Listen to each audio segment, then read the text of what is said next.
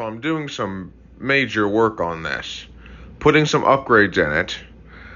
I'm also going to put a new grip on the frame down here. So take a good look at the frame here. It looks pretty shitty. That's because when I put the original grip on here, I didn't do it professionally. I did it cheaply, and despite it looking pretty good, it wasn't good enough for my specific standards, so I removed the original grip. I then bought a new grip with a upgrade. Once that's applied, this will look phenomenal. So definitely stay tuned for that.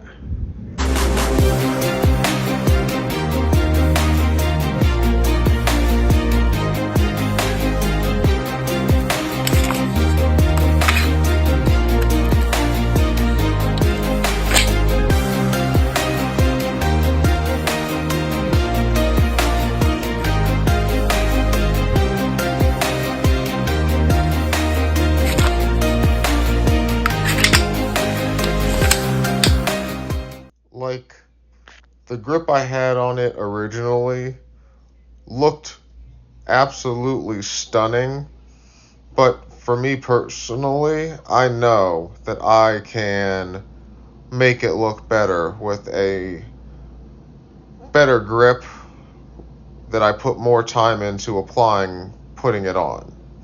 So I just decided to take the grip off and redo it, because there was some other work I wanted to do on the pistol anyway.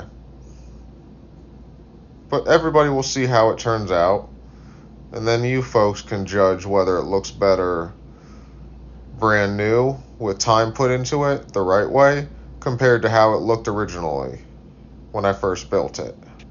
So stay tuned for sure. So I'm going to get 3 upgrades for the slide. I'm going to get a metal sleeve that goes over the firing pin. I'm also going to get another metal component that's also going to go to the firing pin. Then I'm going to get a metal plunger that will go in the hole that helps hold the extractor in, because the one that it comes with when you first buy a Glock slide is like a plastic.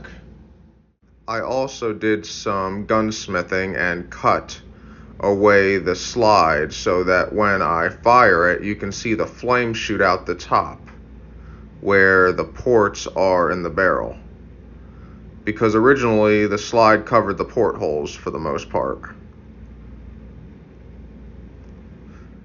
We will also be applying this to the slide when I get finished wiping it down, cleaning it with acetone, and grinding it a little bit with a sanding block, I should say. Downside, once this is applied, it will have to sit in my garage hanging for about 10 to 15 days. I don't know how many people know this, but Glock discontinued their 357 SIG line. They don't produce any Glocks in 357 SIG anymore. When I built my pistol, chambered in 357 SIG, they still produced Glock 31s chambered in 357 SIG. 3 weeks after I built my Glock 31 in 357 SIG, they discontinued the 357 SIG line and stopped making Glocks in 357 SIG. So finding parts for Glock 31s and 357 SIG has become kind of challenging. Not impossible, you can still find the parts you need. It's just a little bit harder than finding something in 9mm for a Glock 19, or finding something for a Glock 17.